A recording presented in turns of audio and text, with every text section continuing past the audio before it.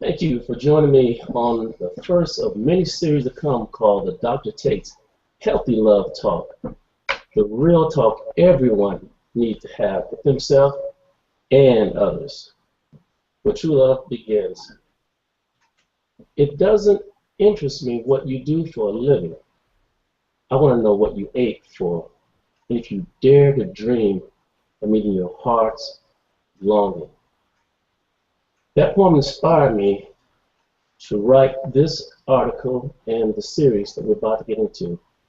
And I have an exquisite panel, and I just want to introduce you to a couple of my colleagues. Dr. Stevens, businesswoman, minister, counselor, speaker, author of Empowering 31-Day Journal. I had the privilege to read it live from DC.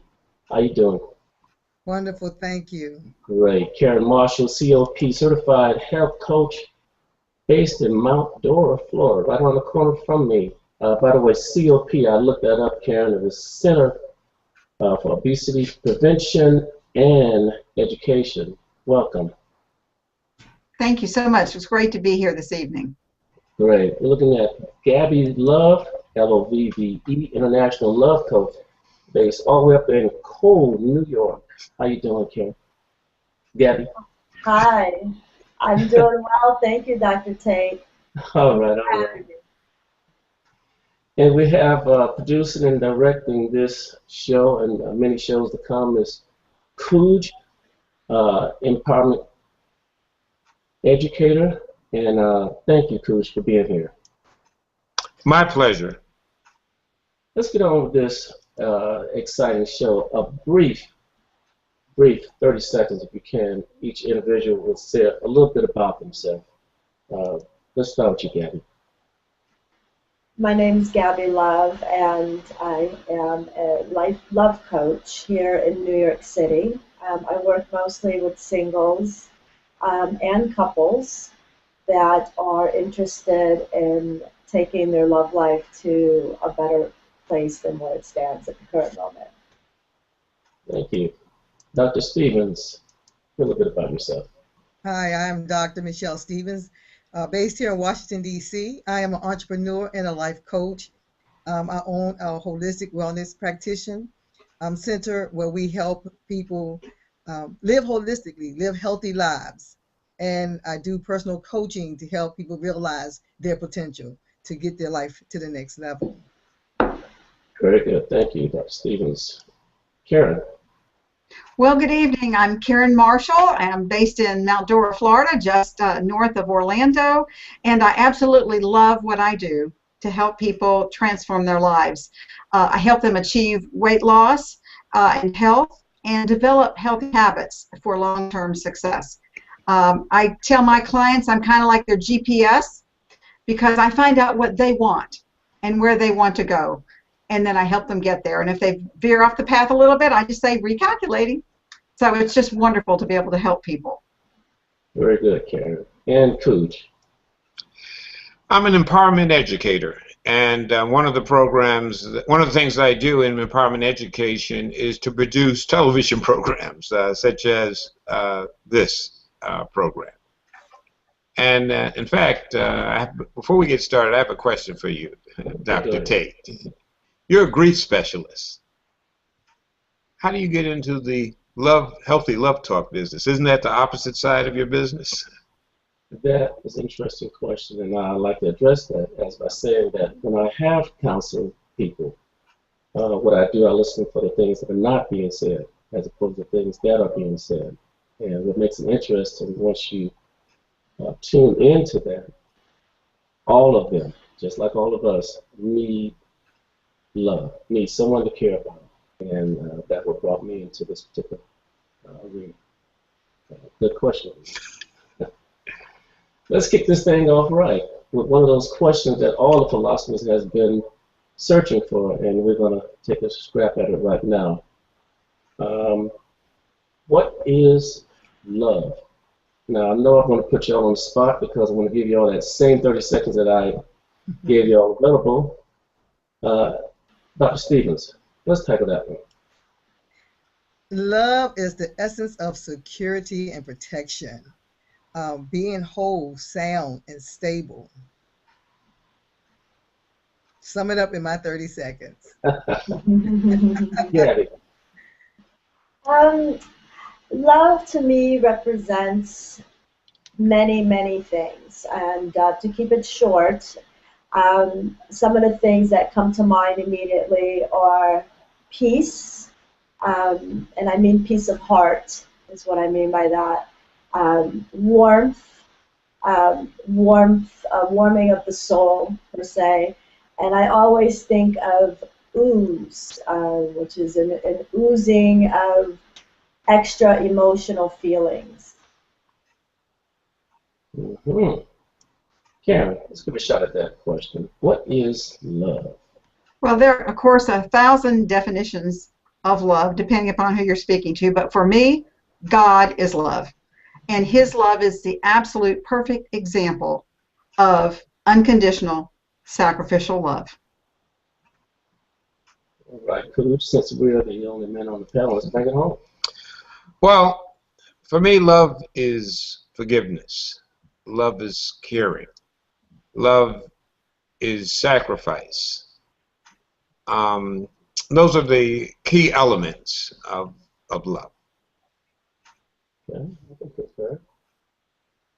Now, we all know how toxic love feels and healthy love feels. Please, Dr. Stevens, what is your take on a toxic love? For me, toxic love is abusive and controlling. When someone's trying to control you and they're abusive, they're taking control of your mind, your body, your spirit, your soul. That's toxic. All right. KOOGE? Toxic love to me is any love that hurts your soul and another person's soul, and of course their body. And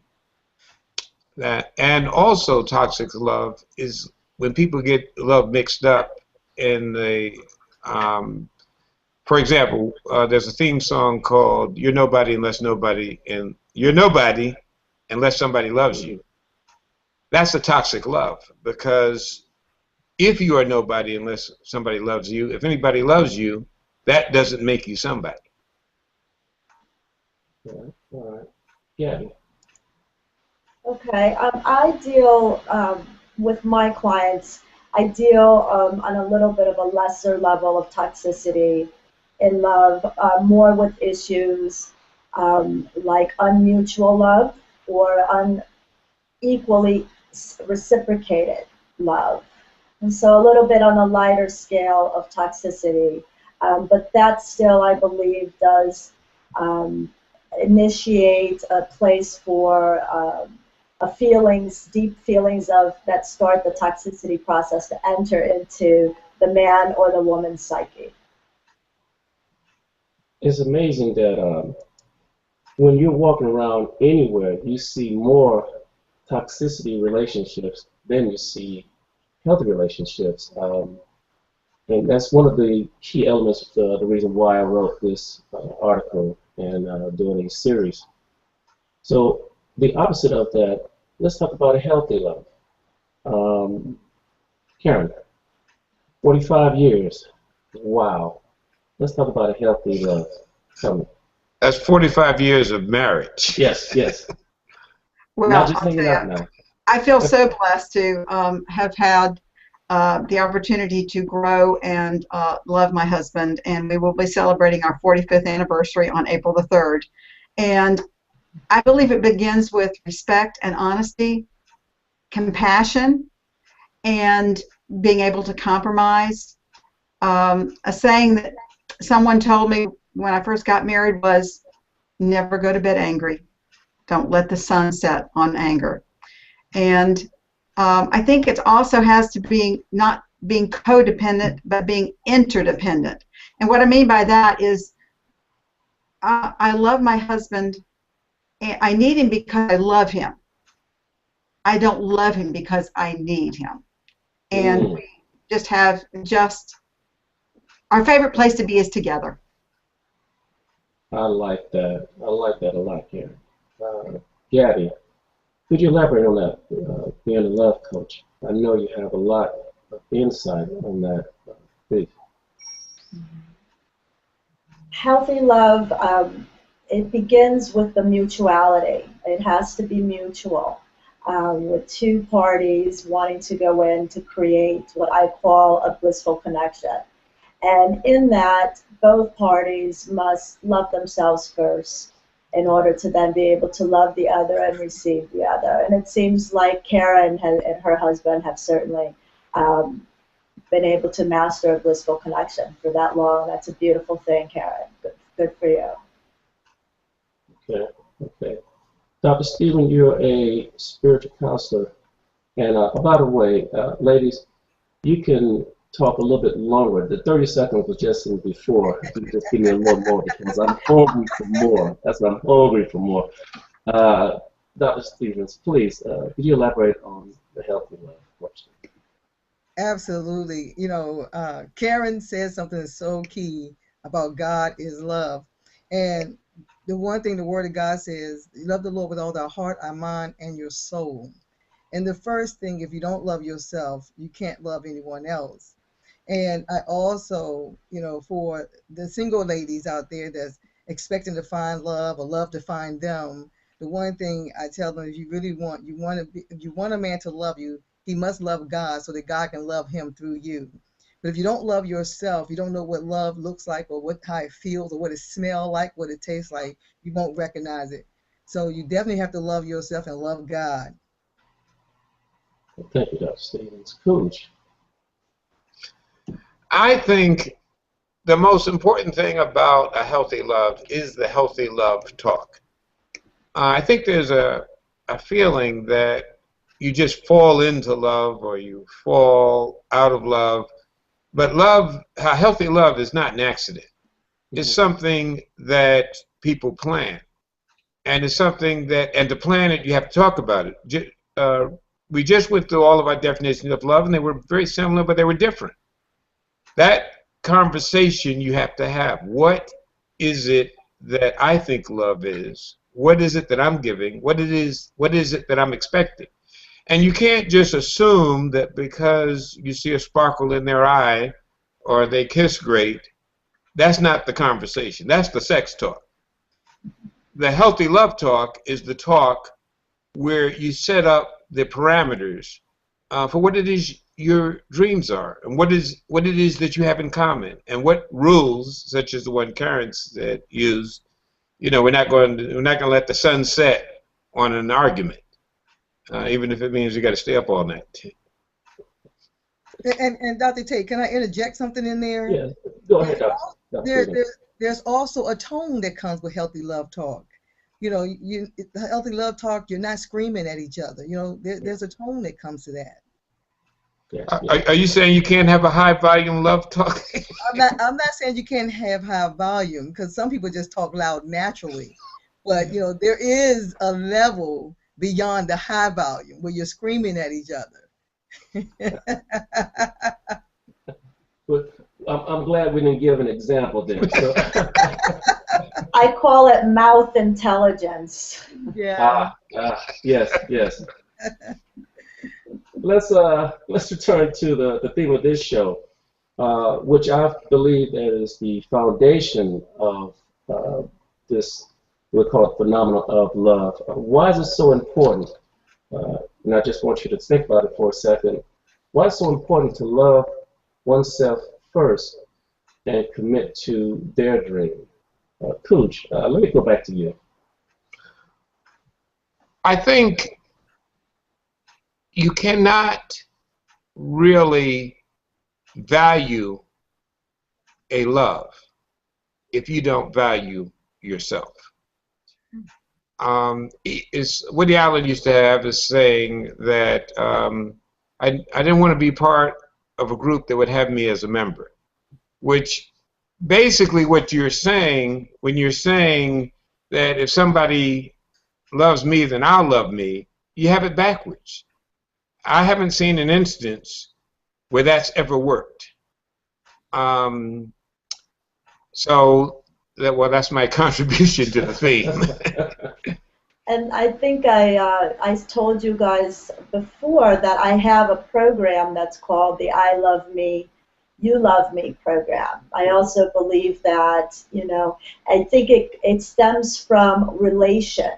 I have authentic relating programs as well, but if I don't know how to relate to myself, have those beautiful words such as compassion and gratitude and acceptance of myself, I just don't know how to take that out into the exterior world.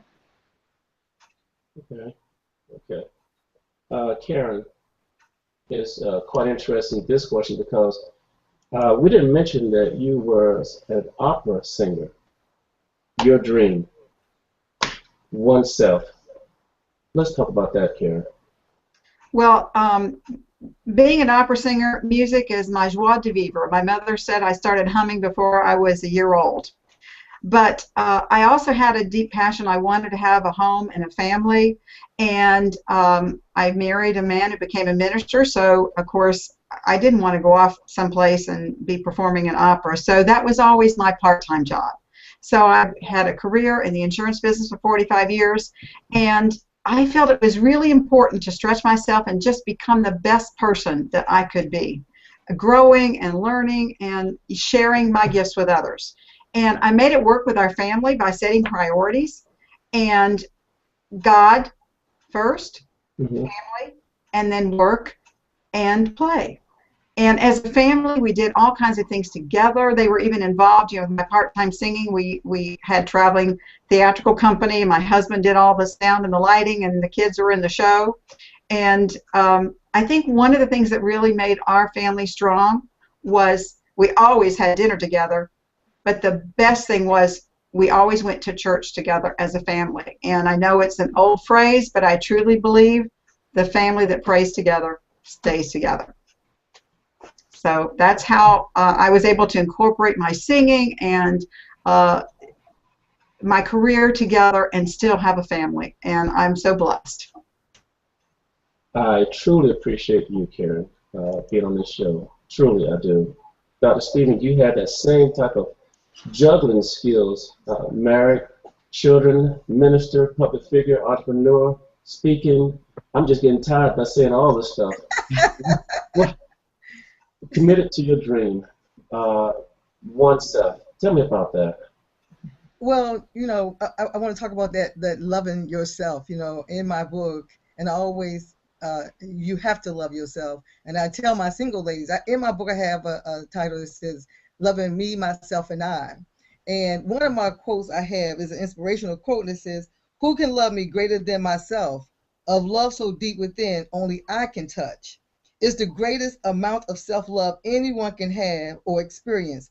It's like an epiphany of the greatest kind of love, and I'm loving every part of me, myself, and I.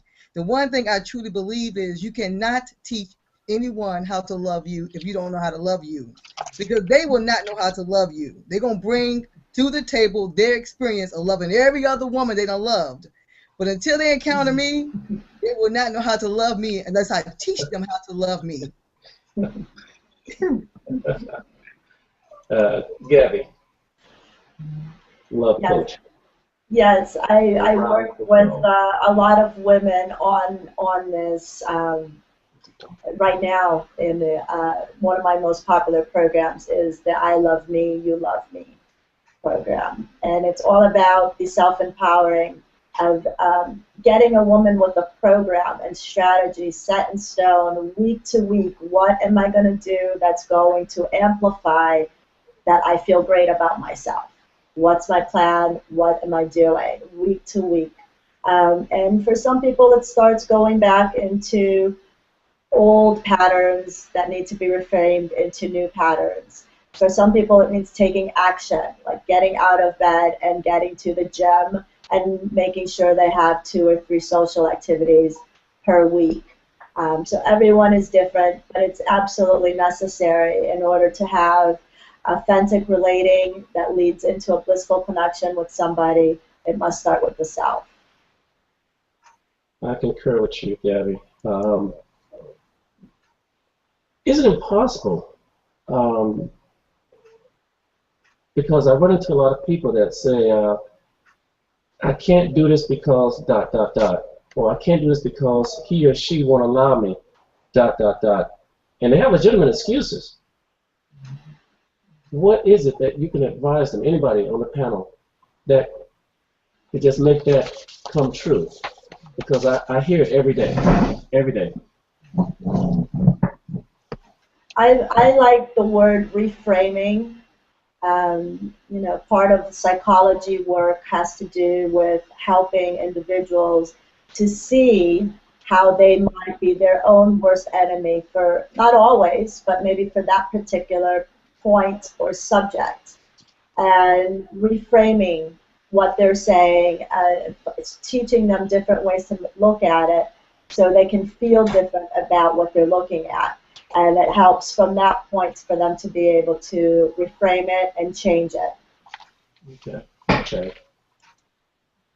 Stephen, Karen. Yeah, let go of the excuses. One thing Karen said is, and I thought was a key point, was interdependent. You must be independent. When you finally realize your independence, and Gabby said the mindset, you have to have a paradigm shift in your thinking. When you become independent, then you can allow someone else in and know their area where you can depend on them, rather than using them as an excuse not to do. Because that's exactly what it is. It's an excuse not to succeed. It's an excuse not to get something done. And actually, the excuse come out of fear because they feel they're going to fail anyway. Mm-hmm. Mm-hmm. Now, let me take us on some popular ideas. We'll call this myth or truth. Gabby, I'm going to shoot it to you first. So sit back, relax, and just listen very closely.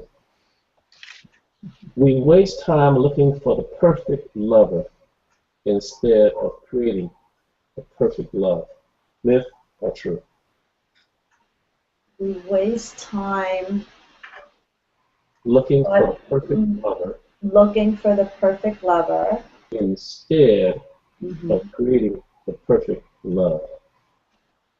Well, I believe that is a myth for some people, and it is a truth for some people.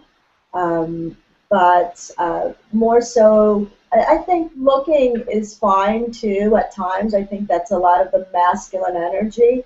And men do look for what they want. And actually, I think that women now have more access to actually take some charge in that department too, with all of the, especially in the urban communities like Los Angeles, Miami, and New York, with the online dating and all these magnificent websites that are putting magnificent people together.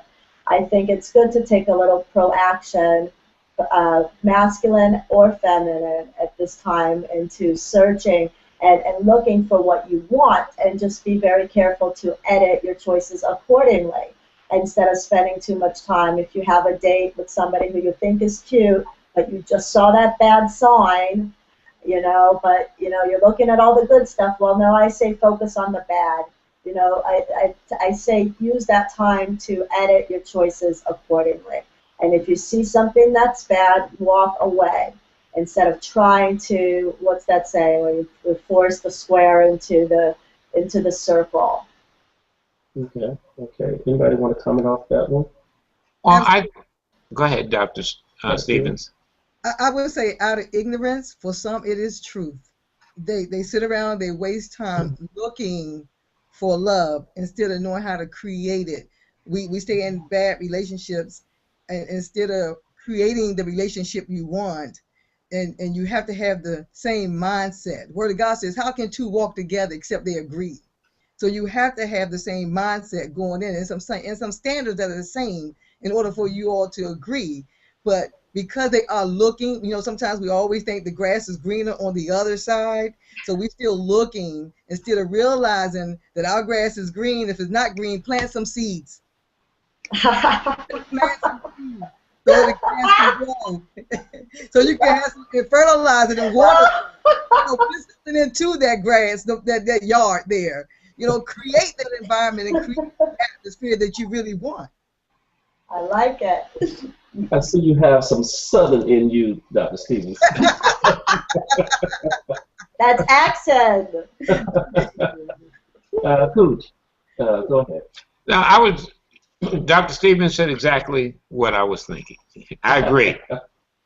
We'll go to the next one. Karen, this one's going to you. The primary determinant of our health is the chances we take and the choices we make. Myth or truth? That's absolutely true. So many people say, oh, well, it's all because of, my family has been overweight. My family has this, my family has that. But really, our health is determined only by 30% of our genetics. 70% of our health is based on our individual choices. So we can change our life by the choices that we make. Wow. Wow. You're listening to experience, y'all. Y'all don't know what y'all talking. Listen to experience. KOOGE.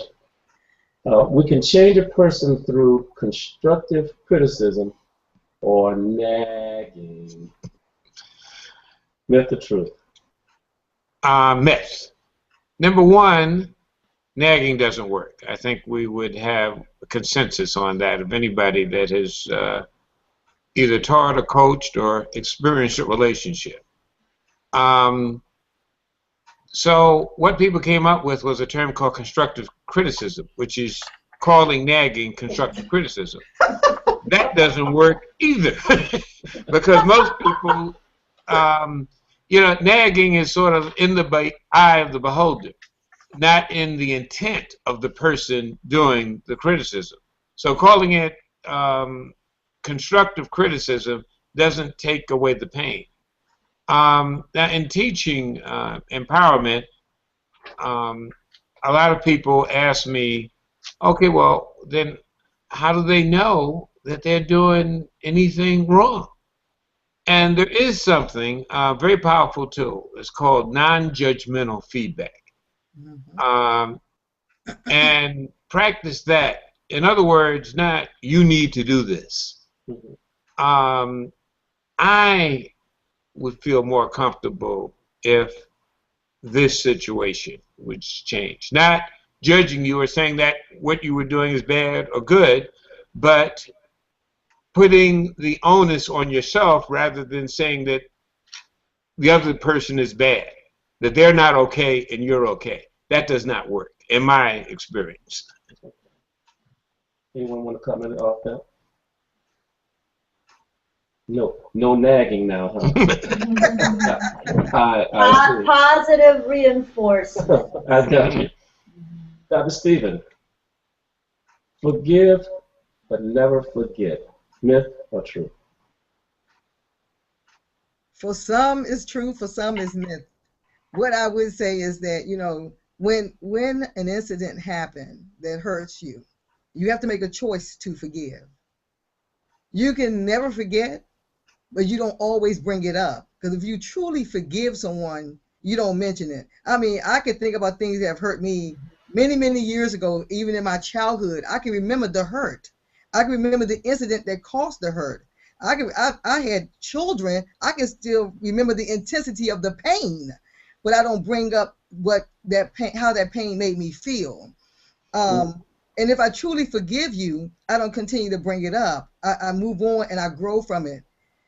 So you choose to forgive and you don't bring it up. Because then if you continue to bring it up, have you truly forgiven anyone? Have you truly forgiven the person that hurt you? I call it mastering the art of letting go. Mm-hmm. Letting go has to be mastered. That's true letting go. Karen? Well, what I have found, if you don't truly forgive someone, the only person you hurt is yourself. The person you won't forgive is not being hurt. If you retain that and you're angry, it's hurting you.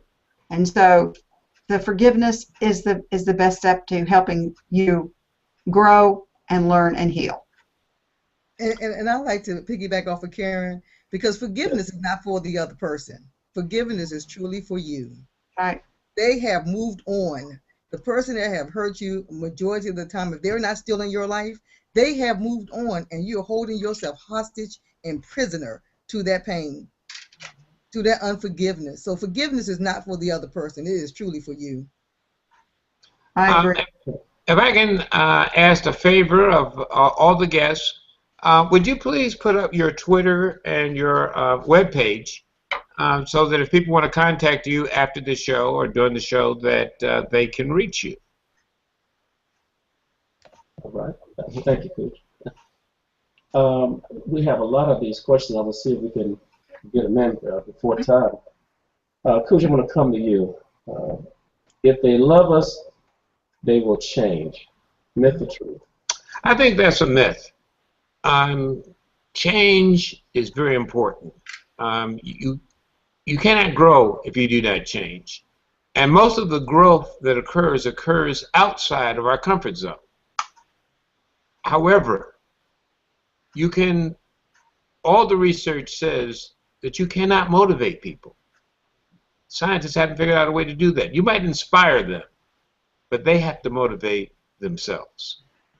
And you definitely can't negatively motivate them. So I think that is a myth. And the fact that somebody doesn't change, whether it's alcoholism or smoking, doesn't necessarily mean, or doesn't mean they don't love you.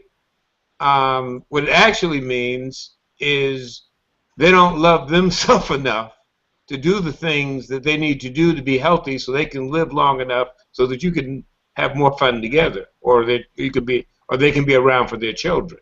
Okay.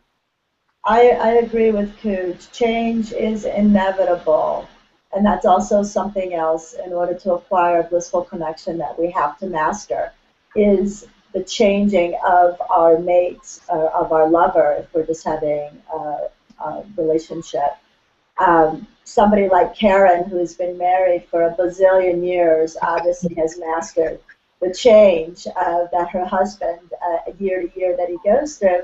And something that made me open up my eye that I heard about a year ago was that it was from a lawyer, an attorney, said that the reason that most people get up at divorce court and say they're getting a divorce is because of my mate changed. And that just made me laugh so much, because thank God that they're not the same person that you married 25 years ago. Goodness, I don't want to be who I was 5 years ago. I'm glad for the changes that I've evolved into now, year by year. So yeah, it is something that in order to have a healthy, blissful connection and a long-term marriage, we have to master that. Thank you, Gabi. I'm going to flip the script for a little bit and go to Dr. Stevens. All men are dogs. All women are bees. All women are what? Bees. Bees. Bees as in bees. I'll let you and the audience fill in that blank. All men are dogs, all women are bees. Is a true and effective philosophy to live by. Myth or true? Well, we know certainly that is not true. All men are not dogs, and all women are not female dogs. Unfortunately, due to hurt, pain, disappointment, setback, let down, abuse, neglect, rejection, and the lack of understanding, we will classify men as dogs, and they classify themselves there too as they're talking. They call each other, "Hey dog, you dog," "Hey dog." I'm a dog. But when you truly learned to separate the man from the masses and understand that individual, learn his strengths, his weaknesses, the best parts of him, and learn to communicate, you understand that all men are not dogs. There are men out there that are very loving, very caring, very understanding. And you cannot classify a man that's a good man, that's a godly man, compared to a man that's abusive. This is comfortable news to KOOGE in our ears. Thank you, Dr. Gabi, I heard you chuckle a couple of seconds ago. What's that all about? Well, several things. First of all, I thought you said all women are bees, as in like bumblebees. Oh, okay. And I was like, whoa. and then it was like, oh, I was called Bumblebee at a Burning Man event a bazillion years ago. So I was just having my own good time over here. But I work with people on that because there's a lot of good people who, most of the crimes in today's jails are passion crimes. So know that I do have some compassion for the level that at the extremes that even the most healthy, emotionally intelligent person can experience a little chaos in the mindset with just a hurtful phone call or a non-response from a text from somebody they're digging at the moment. So love can take us to our darkest side. So I have some compassion for that area. And, there's certain people and certain behaviors in love that I will not work with because it crosses a vibration that I don't want to veer into. But I do believe that there is place for some compassion in this dog world. A lot of these dogs are really amazing, awesome, beautiful, loving men who just didn't know how to communicate properly, and their actions got them this label. So I try to work with them and bring them into their highest level of behavior in all relationships. And it usually, I find it's when I work with a dog, I feel like it stems from just the lack of communication or proper communication, just unidentified communication. Can I add to that, Dr. Yes, Tate? please. From the male perspective, I would say this. Words are important, not just symbolic. And certain words create what is called a expectation, a self-fulfilling prophecy. If you say that all women are bees, blank, the universe will conspire to prove that you're right.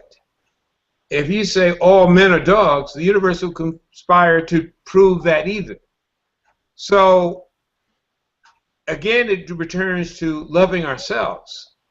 There are good, decent, loving, valuable men and women out there. And you have to be looking for the good often to find them. I'm not saying you have to fix them. I'm saying it's there. But if you're not looking for it, and if you're looking for the dog, in fact, you're calling each other dogs, you're creating something in the universe that is going to be very hard to fix in your life. Manifesting. My workshop this past Sunday was called Manifest Valentine Love 2015. And I gave each client their love program for the year that they can look at every day before Valentine's Day for the rest of the year that will help them manifest the higher vibrations of an individual that they want, starting with themselves first. So what I heard from what you said, KOOGE, is yes, we can manifest the dog. If we focus too much on men are dogs and this negative energy, we're going to bring more of that into our own life experience. And I'd like to pick you off something KOOGE said about words. The Word of God says, death and life lies in the power of the tongue. And we know that, our words are powerful. And I tell, every woman that I meet, we're talking about relationships. You have to speak to the king in a man. You have to build him up. You have to let him know who he is, especially if he's the man you want in your life. I don't want a dog. I want a king. But I need to know him. He needs to know that he is a great king, because it's my duty to make sure that when I speak to him, I speak to the king in him so that he stand up to be the king he needs to be in my life. And I expect that in return, because I'm going to put out what I want back. Hallelujah, Dr. Stevens. Wow. Let me wipe my brow for Right on. I'd like to follow up on that as well, Dr. Stevens, because I have found in my working with people and so forth that if you always focus on what you don't want, you'll continue to get what you don't want. So if you're focusing on that king, on where you want to go and the positive, that's where you're going to get what you want. If you say, I can't do something, well, you can't. But if you say you can empower yourself to take the steps to get there because it's what you want. Absolutely. If you believe it, you definitely can achieve it. Yes. Going you, Karen, with that, men who hit women can change. Myth or truth?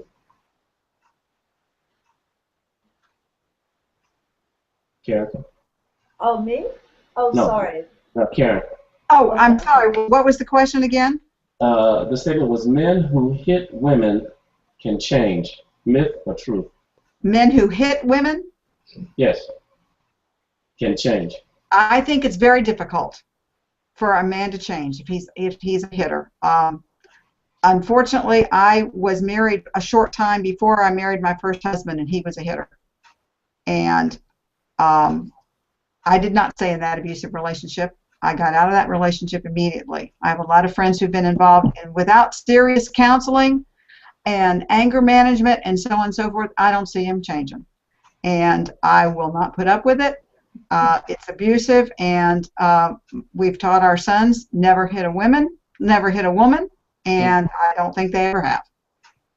So that's my opinion. Personally, I don't counsel people on that, but I'll pass that on to those that do counsel others about that type of situation. Anybody want to get in on that one? Absolutely. Absolutely. I believe everyone can change. You cannot change without the love of God and the desire. You have to have a mindset. You have to have a shift. You have to have a paradigm shift in your thinking. But as Karen said, they definitely have to have counseling. Now, I will not be in an abusive relationship if it looks like abuse, if it sounds like abuse, if it smells like abuse, if it tastes like abuse. Michelle will not be there. However, I believe that everyone has an opportunity and can change, but you got to have a desire. You got to have a deep down want to change, and it takes practice. It's a practice. They learned how to be abusive. They watched it. They've seen it. They grew up in it, and it's an area of control. All right. Gabby? I agree with Dr. Stevens 100%. She said it. I could not say it any better. Very good. Gabby, I'm on you right now. I'm afraid to be alone. Myth or truth? I would hope that it is a myth for everyone, because if somebody is in search of a blissful connection, they have to master being alone with themselves. We have to really, I take it one step ahead in the I Love Me, You Love Me program, where I talk about self-lust. We must, to inspire the love of another and desire from another and a lustful feeling, attraction from another, we must lust ourselves. We have to be in love with all of this. I want to be, I enjoy being alone. Absolutely, there is a difference between being alone and feeling lonely.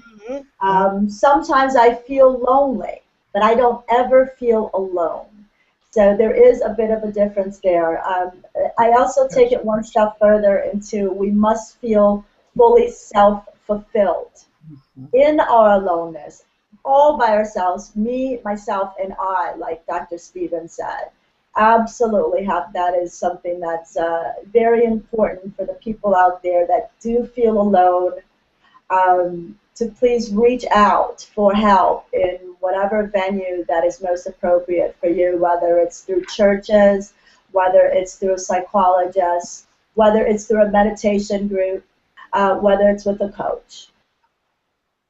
Very good, Gabby. I want to ask each of you very shortly, within 30 seconds, that same 30 seconds we talked about earlier.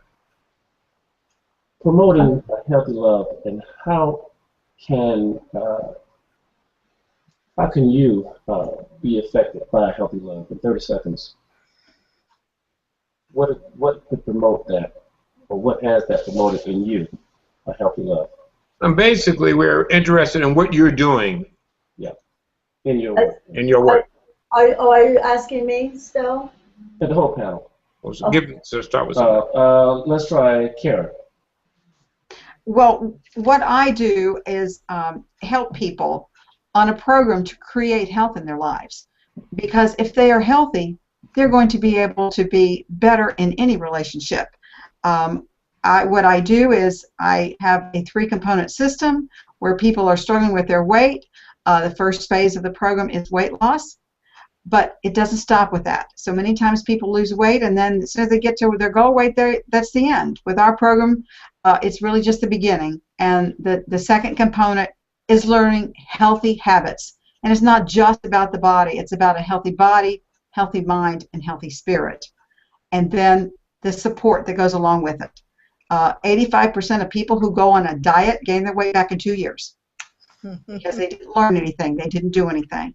So if someone can be healthy, it will help them be happy. They can incorporate healthy habits and surround their lives with the things that are most important to them.